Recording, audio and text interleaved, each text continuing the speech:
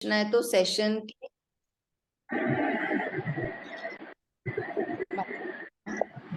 सभी भाई बहनों को नमस्ते। हार्टफुलनेस की बुक रीडिंग सेशन में सभी का स्वागत है। आज की हमारी किताब है गीता प्रवचन, टॉक ऑन गीता। लेखक श्री विनोबा भावे जी। 9वां अध्याय मानव सेवा रूपी राज विद्या। 9वां अध्याय है हमारा समर्पण योग पे। कल हमने पढ़ा 41वां श्लोक, प्रत्यक्ष अनुभव की विद्या, कि जब तक हम अनुभव नहीं करेंगे ईश्वर साक्षात्कार का, तब तक हमें विश्वास भी नहीं होता और राम नाम कि हमारे हृदय में है ये महसूस भी नहीं होगा। तो पहले हमारे 41 श्लोक में हमने अनुभव किया कि ये क्या चीज है। दूसरा 42 श्लोक में हमने जाना कि कौन से मार्ग से हम अनुभव करेंगे, कौन सा सरल मार्ग है ईश्वर का, वो है मानव जाति। अब आ जाते हैं हम 43 श्लोक, अधिकार भेद की झंझट नहीं। लिखेंगे अपनी डायरी में 43 श्लोक, अधिकार भेद की झंझट नहीं। ये श्लोक है तो उसका सार अपने को समझाया गया है। कृष्ण के सारे जीवन में उसका बचपन बहुत ही मधुर है। बाल कृष्ण की ये विशेष उपासना की जाती है। वह ग्वाल बालों के साथ गाय चराने जाता है, उनके साथ खाता है, पीता है, हंसता है, खेलता है। इंद्र की पूजा करने के लिए जब ग्वाल बाल निकले तो उसने उनसे कहा, इंद्र को किसने देखा है, उसके उपकार ही क्या है, पर वह गोवर्धन पर्वत हमें प्रत्यक्ष दिखाई देता है। यहाँ गाय चरती है, इसमें पानी के सोते बहते हैं, अतः इसी की पूजा करो।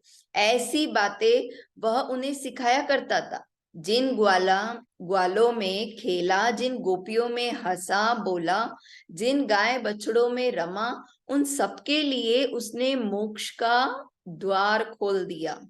कृष्ण परमात्मा ने अपने अनुभव से यह सरल मार्ग बताया।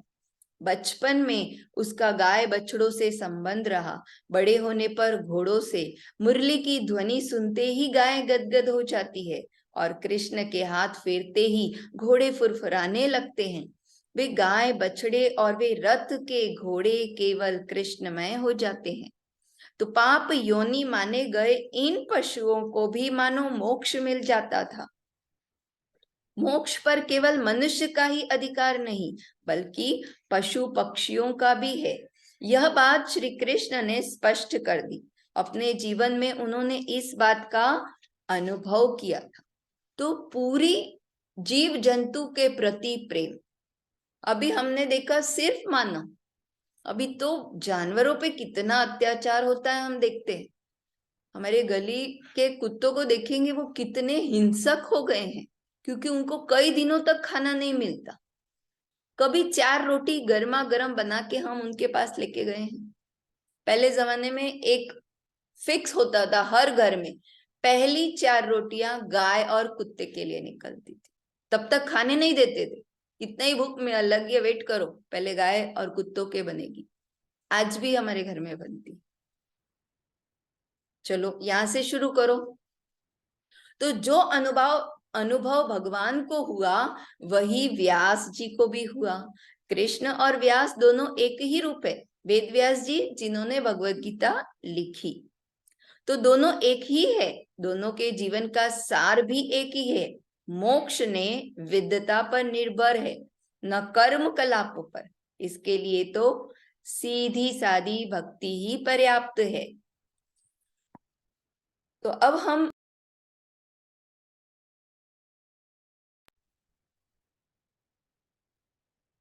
तो मैं कहने वाले ज्ञानी पीछे ही रह गए और भोली भाली श्रद्धालु स्त्रियां उनसे आगे बढ़ गई। यदि मन पवित्र हो और सीधा भोला पवित्र भाव हो, तो फिर मोक्ष कठिन नहीं है। महाभारत में जनक सुलभा संवाद नामक प्रकरण है। उसमें व्यास जी ने एक ऐसे प्रसंग की रचना की है जिसमें राजा जनक ज्ञान प्राप्ति के लिए एक स्त्री के पास गए। आप लोग भले ही बहस करते रहें कि स्त्रियों को वेदों का अधिकार है ही नहीं, परंतु सुलभा तो यहाँ प्रत्यक्ष जनक राजा को ब्रह्म विद्या सिखा रही थी। राजा जनक एक अभ्यासी थे, उन्होंने यह ध्यान साधना की थी, बट वो ये ब्रह्म विद्या लेने के लिए सुलभा के पास गए। वह एक मामूली स्त्री थी।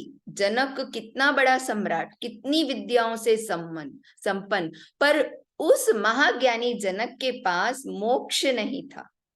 कितना ध्यान, कितना सब कुछ किया, पर मोक्ष नहीं था, जीवन में शांति नहीं थी।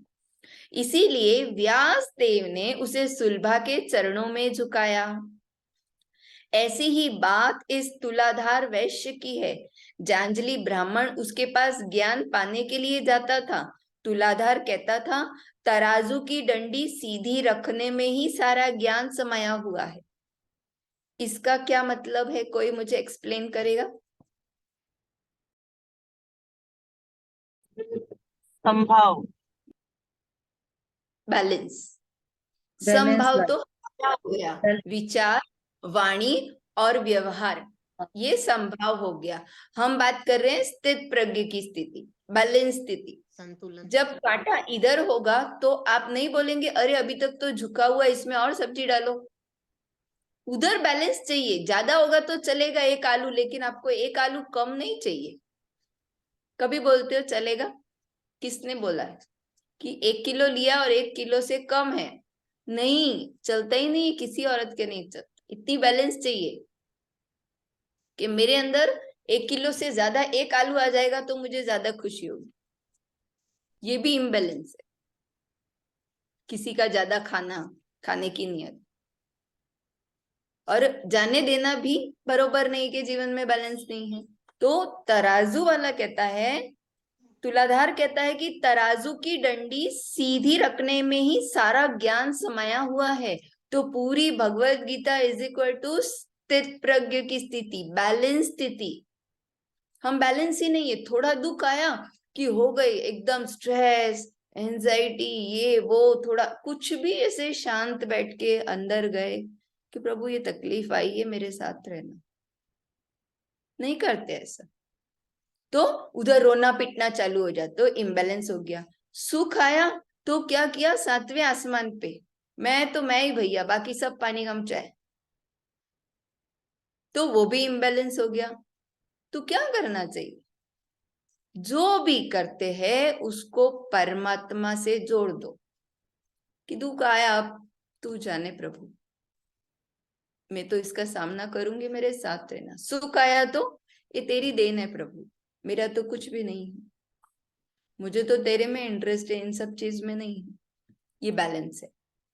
पूरी Bhagavad Gita is equal to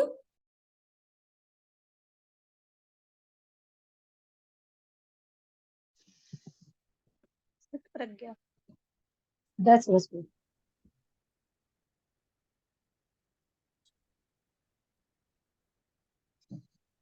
हमारे 10 नंबर।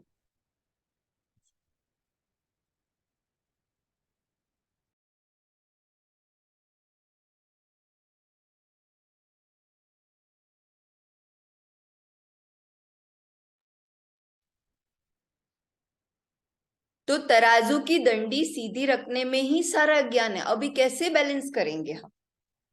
कोई मुझे बताएगा?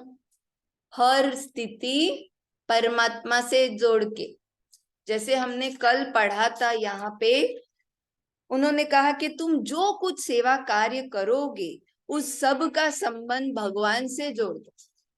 हम तो जोड़ते ही नहीं, अरे मैंने ये काम किया, मुझे फोटो खिंचाना है, इसका क्रेडिट मुझे चाहिए।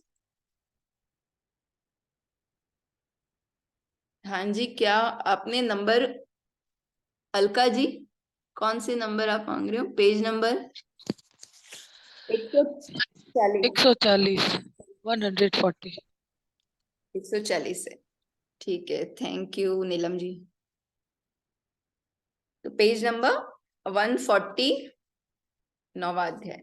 तो एक तुलाधार कहता है कि जब तक तराजू की डंडी सीधी रखने में ही सारा ज्ञान समाया हुआ है, तो हमने तो बैलेंस होना सीखा ही नहीं। ये जितने भी मेंटल प्रॉब्लम्स आ रही है, क्यों आ रही है? क्योंकि हमने अपना बैलेंस खो दिया। उसका सामना ही नहीं कर रहे, उस परिस्थिति को हम स्वीकार ही नहीं कर रहे। मेरे अंदर सुख आना चाहिए, दूसरों को दुख आना चाहिए, ये हमारा बैलेंस है। हाँ या ना? दूसरा का दुख देख के कितने खुश होते हैं, अच्छा हुआ इसके साथ ये हुआ, ये तो इसकी लायक है। अरे मुझे सुख आया, अरे किसी को बताओ मत, फालतू का नजर लग जाती है, उसको भी छुपाते, उसको भी, अब भगवान को भी नहीं बताते। तो क्या है ये बैलेंस? इम्बैलेंस हो गया। दुख आया स्वीकार करो, सुख आया उसको दे दो भगवान। बैलेंस रहना हर स्थिति में। ऐसे ऊपर नीचे कैसे होते रहते हैं हम? ईश्वर प्राप्ति के मार्ग पे चलने वालों की स्थिति बताइए इधर, बैलेंस। ट्रेन की टिकट हो गई, ठीक है, नहीं हो गई तो घर पे बैठो ध्यान में, क्या बिगड़ गया? मकसद तो पूजा लेने से। क्लियर हो गया? हो रहा है नहीं हो रहा है? कोई मुझे पूछ सकते कि नहीं नहीं ऐसे कैसे बैलेंस होएगा, घर में दुख आया तो रोना धोना तो होएगा ही। कुछ डिस्कस करेंगे? नहीं, मानना जरूरी नहीं है, आप लोग ऑब्जेक्शन भी उठा सकते हैं मेरी बातों का। क्यों मानना? क्योंकि कृष्ण बोल रहे हैं, मैं बोल ही नहीं रही हूं। तराजू की डंडी सीधी रखने में ही सारा ज्ञान है। बैलेंस रहना चाहिए, परिस्थितियां एक्स वाई जेड हो, लिखो। मैं हर स्थिति में स्थित प्रज्ञ की स्थिति में रहूंगी। जैसे ही ये लिखते हैं ना, हमारी बॉडी उसको फॉलो करने लगती है। मैं हर स्थिति में स्थित प्रज्ञ की स्थिति में रहूंगी, रहने की कोशिश करूंगी। जब भी स्थिति आएगी, आंखों को बंद कर एक बार तेरा स्मरण जरूर करूंगी कि प्रभु आप देखिए।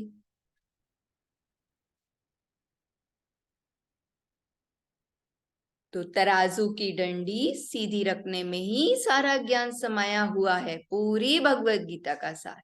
तो वैसी ही कथा व्याध की है। व्याध ठहरा कसाई, पशुओं को मार कर वह समाज की सेवा करता था। एक अहंकारी तपस्वी ब्राह्मण को उसके गुरु ने व्याध के पास जाने के लिए कहा।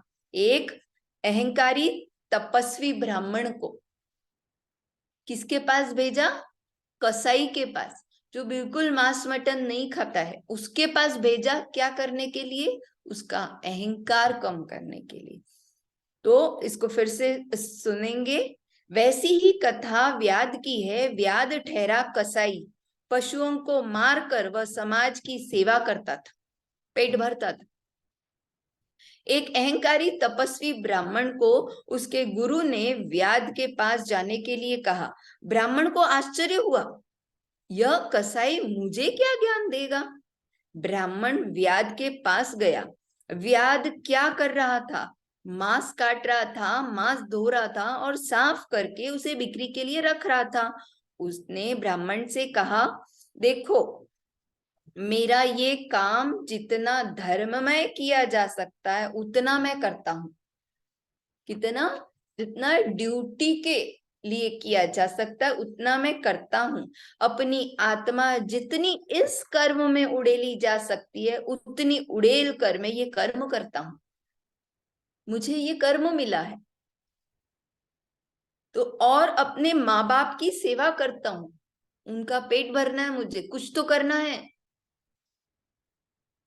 तो पीछे इंटेंशन क्या है?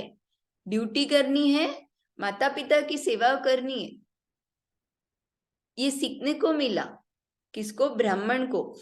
ऐसे इस व्याध के रूप में व्यास देव जी ने आदर्श मूर्ति खड़ी की कि अपना कर्म करते रहो चुपचाप, और अपनी कर्म का मतलब अपनी ड्यूटी निभाते रहो जो लेके आए इस जन्म में।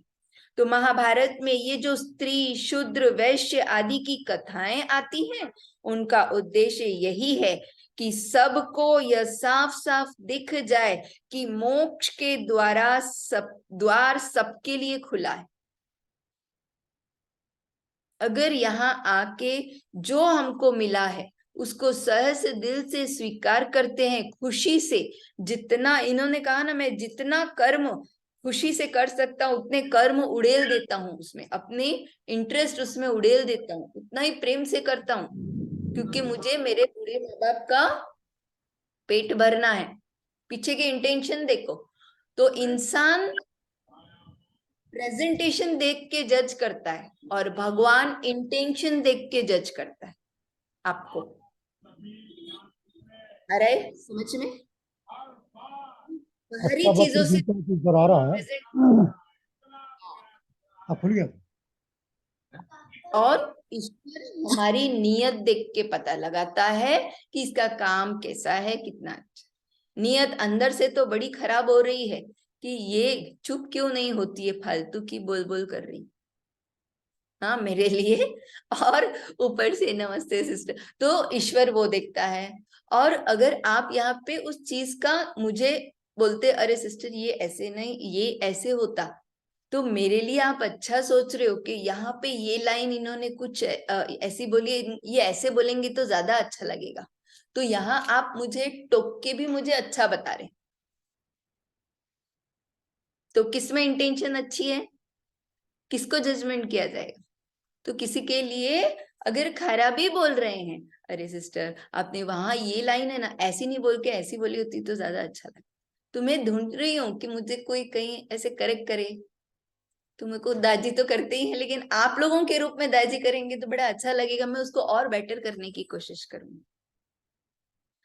तो महाभारत में ये जो स्त्री शूद्र वैश्य आदि की कथाएं आती हैं, उनका उद्देश्य यही है कि सबको यह साफ साफ दिख जाए कि मोक्ष का द्वार सबके लिए खुला है, बस अपना कर्म करते जाओ।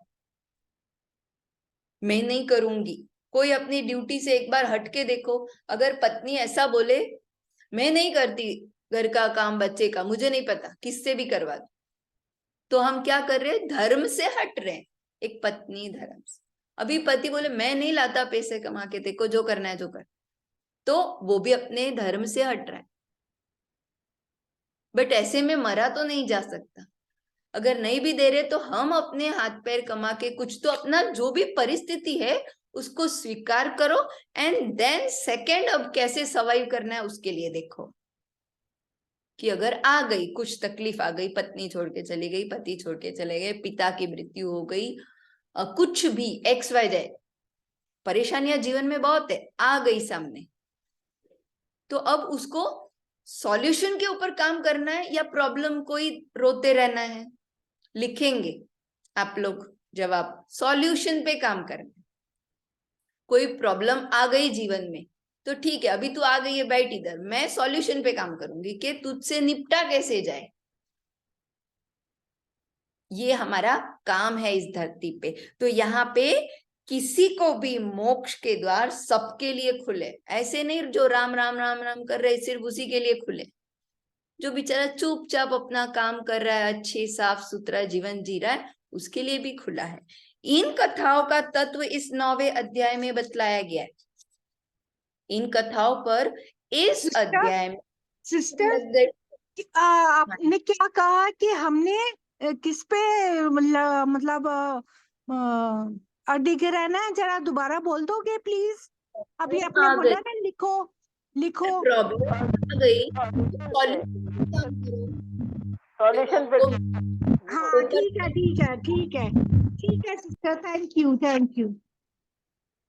जब हमको मैथ्स का पेपर दिया जाता है तो एक प्रॉब्लम होती है मैथ्स का, अगर समझते, किसी को गणित पता है तो वहां उस प्रॉब्लम को हिंदी में क्या बोलते हैं मुझे नहीं पता, तो वो प्रॉब्लम को नीचे अपन को सॉल्यूशन लिखना होता है या सेम का सेम क्वेश्चन लिख के आ जाएंगे।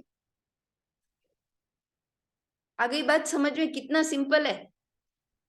अगर पेपर दिया गणित का और एक प्रश्न लिखा कि फलाना ढिकाना ये एक प्रॉब्लम है, इसको कैसे सुलझाएंगे, सॉल्यूशन को क्या बोलते हैं हिंदी में? क्या समस्या समस्या समस्या समस्या तो है ना, प्रॉब्लम को कहते हैं, और हल कहते हैं इसको इसको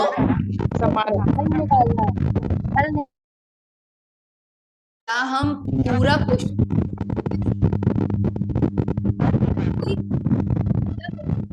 प्रॉब्लम आ गई, हाय मेरे इसका ये हो गया, हाय मेरे ये हो गया, हाय मेरे ये हो गया। उस प्रॉब्लम को ही बार तो बॉडी वही सुनती है और वैसे ही रिएक्ट करती है। अच्छा तू आ गई है, बैठ आ चाय पानी पी, एंड देन उसके सॉल्यूशन पे काम करना चाहिए। ये जीवन में आज गांठ बांध दो अभी की अभी। कभी अपने दुखों को रोना नहीं है, उसको बेचारे को अच्छे से मान सम्मान से स्वीकार करना है। हाँ समाधान, थैंक यू, को समाधान बोलते हैं। प्रॉब्लम समस्या, सॉल्यूशन समाधान, ठीक है। तो हम समाधान देते, अच्छा इसको सुधारूं कैसे, उस पे वर्क करना चाहिए, कि और तो कोई ध्यान नहीं देता हमारा। आप प्रॉब्लम और छाती पीटा रोना धोना चाहते, या क्या जाए, अंदर जाया जाए, प्रभु रास्ता दिखाए तो दिखाएगा। बैलेंस रहेंगे तो यहाँ बताया गया है कथाओं से हमें क्या मिलता है कि मोक्ष के द्वार सबके खुले हैं। इन कथाओं का तत्व इस 9वें अध्याय में बतलाया गया है। इन कथाओं पर इस अध्याय में मोहर लगाई गई है, राम का गुलाम होकर रहने में जो मीठा, सिस्टर आवाज नहीं आ रही है।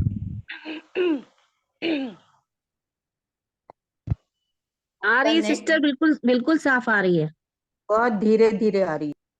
नहीं, अच्छी कथाओं आवाज पर आ रही है, आवाज ठीक आ रही है, आवाज ठीक है, बढ़िया आ रही है आवाज। इन कथाओं पर इस अध्याय में मोहर किस पे लगाई है वो सुना सबने? अब ठीक हो गई। इंटरेस्ट ही नहीं है कि हमको यहाँ बताया क्या जा रहा है। ईश्वर का गुलाम इस अध्याय पे मोक्ष मोहर सबके लिए खुला है। सोल्यूशन पे हमेशा काम करना है, ना कि अपना रोना धोना करते रहना। नहीं, राम का गुलाम होकर रहने में मिठास है, लिखो, इस पे मोहर लगाएगी, इस पे इंपॉर्टेंस है। कल आए नहीं थे ना, तो हमें नहीं पता। जो भी काम करें ईश्वर की याद में करें। इन कथाओं पर इस अध्याय में मोहर लगाई गई है कि राम का गुलाम होकर रहने में जो मिठास है वही व्याध के जीवन में है।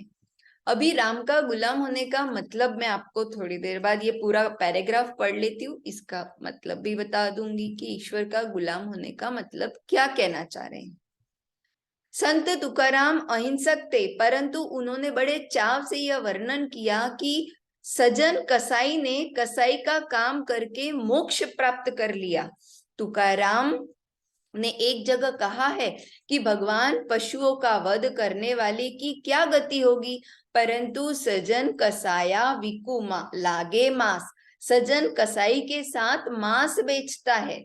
यह चरण लिख कर इन्होंने कहा कि भगवान सजन कसाई की मदद करते हैं। नरसिंह मेहता की हुंडी सकारने वाला, एक नाथ के यहाँ कांवर भरकर लाने वाला, दामाजी के लिए हरिजन नौकर बनने वाला, महाराष्ट्र की प्रिय जनाबाई को कूटने पीसने में मदद करने वाला भगवान सजन कसाई की भी उतनी ही प्रेम से मदद करता है। हमको लगता है जो मंदिर में ब्राह्मण है उसी की मदद कर रहा है, बाकियों के लिए भगवान नहीं है। किनके लिए है? जो मानव सेवा, उनके गुलाम बनके एंड सब कुछ उनसे जोड़ के देखते हैं, उनको अर्पण कर देते हैं, मेरा नहीं प्रभु तेरा काम है।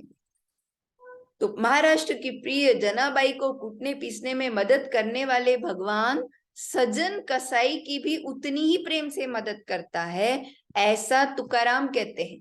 जो वर्क इज वर्शिप, काम ही पूजा। हम अपने काम से तो चोरी करते और भगवान की मंदिर में जाके पूजा करते। अगर हम धर्म से हट जाते, अपनी ड्यूटी से हट जाते हैं, तो सारी समस्याएं शुरू होती है। किसी ने कहा है कि अगर इस दुनिया में सब अपना अपना धर्म निभाए, अपनी ड्यूटी करे, तो जीवन में किसी के कोई समस्या होगी ही नहीं कि ये मेरी ड्यूटी है। पत्नी की ड्यूटी, पति की ड्यूटी, बच्चे की ड्यूटी, टीचर की ड्यूटी, जो भी सब अपने अपने काम की, किसी कार्यालय में, सरकारी दफ्तर में गए, सब अपने अपने अगर ड्यूटी निभा रहे हैं ना, तो कोई लड़ाई झगड़े होंगे ही नहीं। ड्यूटी से हटे, नजर हटी भगवान से, दुर्घटना घटी। तो सारांश यह है कि अपने कर्मों का संबंध परमेश्वर से जोड़ना चाहिए।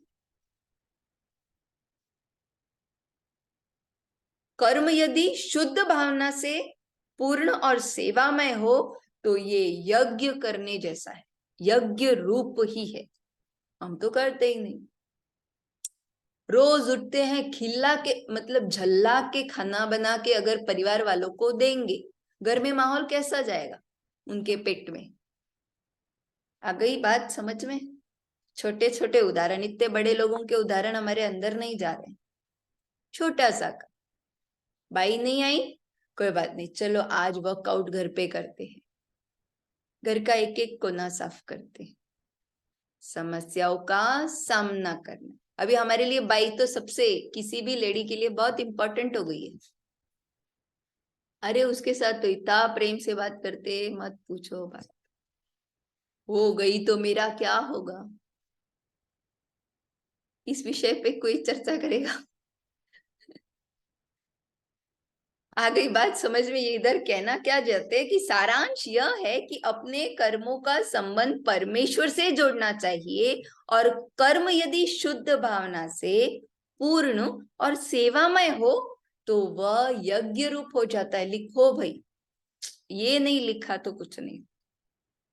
हमें लगता है, क्योंकि गुरुदेव भी कहते हैं कि ध्यान साधना 6-7 महीने तक की है, उसके बाद आपका बिहेवियर वो भी तो चेंज, वो ट्रांसफॉर्म हो जाता है। बाबूजी महाराज कहते हैं, कब तक ध्यान करोगे, कब तक क्लीनिंग करोगे? ईश्वर को पाना 7 महीने का है, विदाउट फेल। एक भी ध्यान नहीं छोड़ा, एक भी क्लीनिंग नहीं, वेडनेसडे का सत्संग सब कुछ अच्छे से परफेक्टली किया है, ये 7 महीने की। तो सारांश यह है कि अपने कर्मों का संबंध परमेश्वर से जोड़ना चाहिए। कर्म यदि शुद्ध भावना से, जो भी है, चलो प्रॉब्लम आ गई, उसको स्वीकार करके ठंडे दिमाग से सॉल्यूशन पे काम करना। वो कसाई बिल्कुल नहीं घबराया कि मुझे मार पीट के इन जानवरों को मार कर मुझे बैठेंगे आप? हाँ।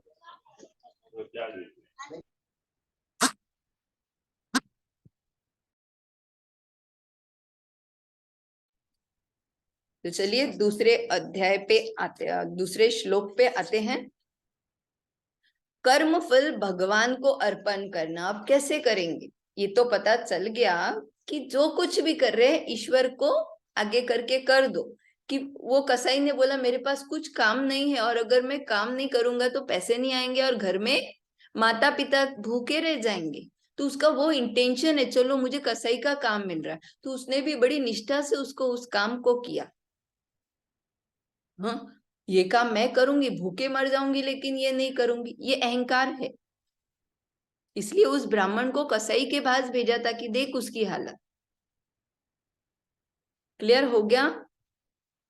कोई प्रश्न है तो पूछिए। हाँ जी विद्या पहले जी। पहले ऐसा ही लगता था सिस्टर कि कसाई वो काट रहे हैं, वो कर रहे हैं, तो इतना पाप कर रहे हैं वो लोग, इतना वो ऐसा मतलब ऐसा काम कर रहे हैं, क्यों मारते हैं? पर वो अभी समझ में आ रहा है कि ये तो कर्म है उसके, वो अपना पूरा वो कर्म को, अपने ड्यूटी को अच्छे से निभाते हुए कर रहा है, तो वो कर्म अच्छा ही कर्म है ऐसा। मर्डर करने की सजा मिलती है, लेकिन जेल में जल्लाद होता है जो फांसी देता है, वो तो रोज मारता है, उसका काम है, सबकी जाने वो लेता है। जल्लाद नाम सुना है? यस तो वो भी तो कर्म कर रहा है ना, वो ड्यूटी लेके आया है या उसको मिली है अपनी मजबूरी, अपने परिवार का पेट भरने के लिए कि प्रभु मैं क्या करूं, रस्सी तो खींचनी, ये खींच लूं क्या? अगर उसमें वो अपनी सब कुछ दे देता है, सारी भावना उड़ेल देता है। कर्म यदि शुद्ध भावना से पूर्ण और सेवामय हो तो वो यज्ञ रूप हो जाता है। कुछ भी करो इंटरेस्ट से करो। क्लियर हो गया सभी को? चलिए, तो कर्म फल भगवान को अर्पण कैसे करेंगे? जो भी कर रहे हैं उसको भगवान को अभी कोई चीज थोड़ी है कि निकाल के उनके चरणों में रख दो। तो हमने उसको पैसे का रूप दे दिया, प्रसाद का रूप दे दिया, पर रखें कैसे, किधर रखना है, भगवान ही नहीं दिख रहे हमको, रखे क्या, और फल कैसे रखना। तो हमने तो फल बनाना रख दिया, मैंगो रख दिया, ये क्या बोल रहे हैं, हम क्या कर रहे हैं, दोनों अलग अलग चीजें। तो 9वें अध्याय में यही विशेष बात कही गई है कि इसमें कर्म योग और भक्ति योग का मधुर मिलाप है, दोनों बैलेंस करके चलना है। जैसे कि अगर आप एक पक्षी है और आपका एक पंख आध्यात्मिकता और एक पंख भौतिकता, अगर भौतिक जीवन में ही घुसे हुए हैं, अरे पैसा कमाना, घर घर, ये फलाना ढिकाना, बिजनेस, दुनियादारी, बच्चे, पति, यही कर रहे हैं, तो भी इम्बैलेंस। या फिर दूसरा पंख सिर्फ राम राम राम राम राम राम राम, भगवान भगवान भगवान भगवान, पूजा पूजा, ध्यान ध्यान, वही कर रहे, तो भी इम्बैलेंस। तो 9वें अध्याय में यही विशेष बात कही है कि इसमें कर्म योग और भक्ति योग का मधुर मिलाप है। कर्म योग का अर्थ है कर्म तो करना, परंतु फल का त्याग कर देना है। चुपचाप अपना कर्म जो ड्यूटी है उसको करो, मैंने ये किया मुझे क्या मिला नहीं चाहिए, कर्म करते रहो। तो कर्म ऐसी खूबी से करो कि फल की वासना चित्त को न छुए। कर्म ऐसी खूबी से करो कि मैं मेरी ड्यूटी कर रही। यह अखरोट के पेड़ लगाने जैसा है। अखरोट के वृक्ष में 25 वर्ष में फल लगते हैं।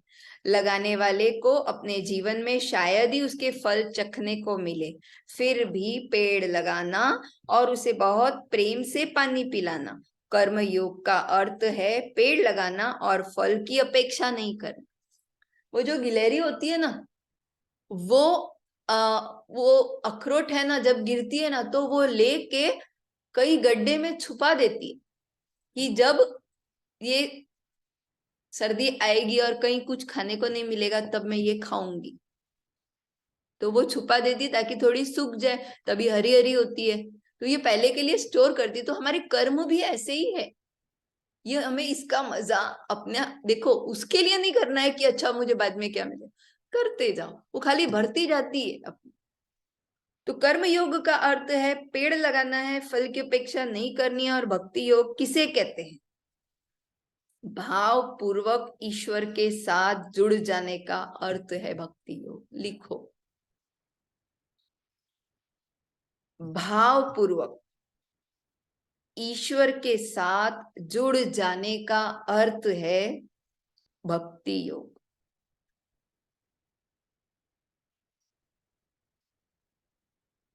कर्म योग का पता चला, करते जाओ, फल की इच्छा मत करो।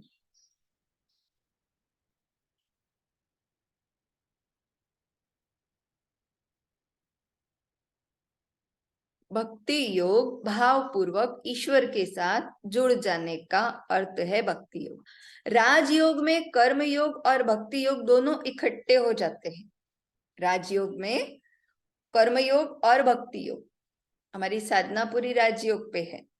राजयोग की कई लोगों ने कई व्याख्या की है, परंतु राजयोग यानी कर्म योग और भक्ति का मधुर मिश्रण, ऐसे थोड़े में मेरी व्याख्या है। कर्म तो करना है पर फल फेंकना नहीं है, प्रभु को अर्पण कर देना है। ये चीज अर्पण करनी कि ये ठीक है, जो मिला है प्रभु तेरा है, चाहे दुख मिला हो चाहे सुख मिला हो, कुछ भी मैंने किया भाई तेरा है, अब तू देख ले। पर वो हमारे अंदर स्वाभाविक होना चाहिए, दिखावे बिना, हमारा नेचर हो जाना चाहिए। प्रभु को अर्पण कर देना। किसी ने आपके अच्छे काम के लिए आपको इनाम दिया, प्रभु ये मेरा नहीं आपका है, आपकी वजह से मैं ये कर पा रही हूं। हमारी क्या औकात कि हम भगवत गीता को एक्सप्लेन करें, है ही नहीं। अगर आपकी कृपा नहीं होती तो सवाल ही नहीं उठता। तो उसकी कृपा हुई और जो भी XYZ हम काम कर रहे उसको उन्हें समर्पित कर दो, ये तेरा है मेरा नहीं है। उससे जो रिवॉर्ड मिला, इससे इस भगवत गीता के सेशन से आपका बहुत प्यार मिल रहा है, तो मैं कान पकड़ के गुरुदेव को कह देती हूँ ये आपका प्यार है, गलती से ये लोग मुझे दे रहे। क्लियर? आ गई बात समझ में?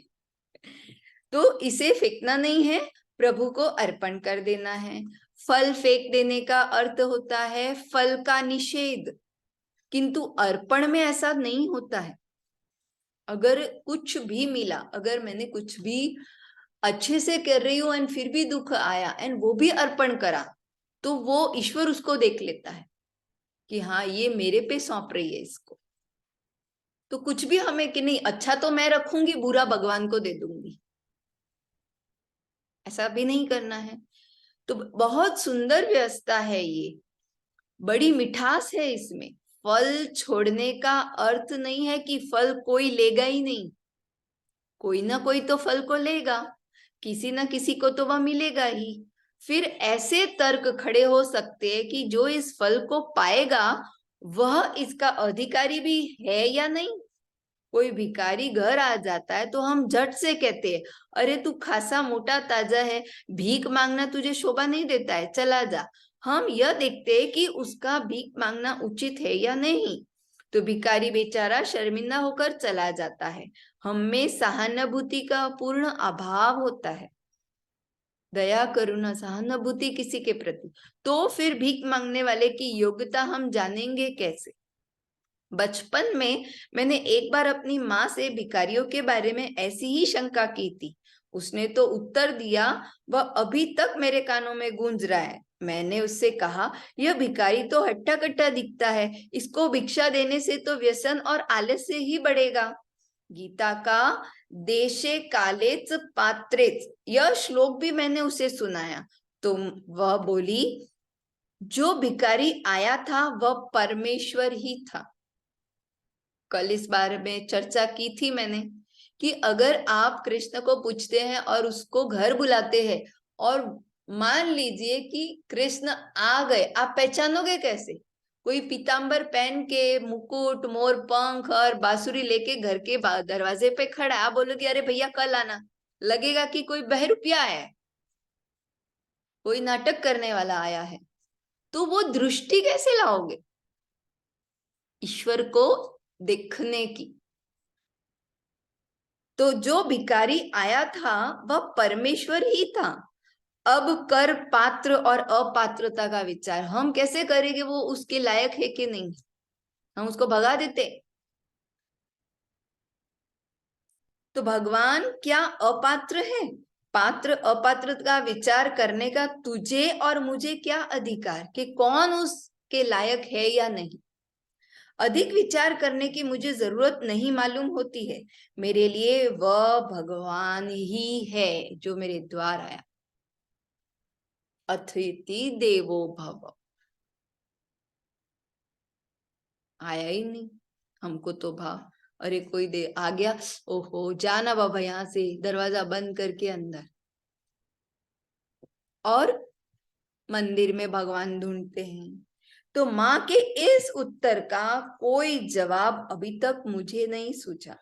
दूसरों को भोजन कराते समय मैं उनकी पात्र और अपात्रता का विचार करता हूँ कि वो लायक है कि नहीं है इस भोजन के, परंतु अपने पेट में रोटी डालते समय मुझे यह ख्याल तक नहीं आता कि मुझे भी इसका कोई अधिकार है या नहीं है। पिता कमा रहे और मैं बैठ के खा रहा हूँ। तो जो हमारे दरवाजे आ जाता है उसे अभद्र भिखारी ही क्यों समझा जाए? जिसे हम देते हैं वह भगवान ही है, ऐसा हम क्यों ना समझे? चलिए, तो ये हमारा सेशन हम यहाँ पे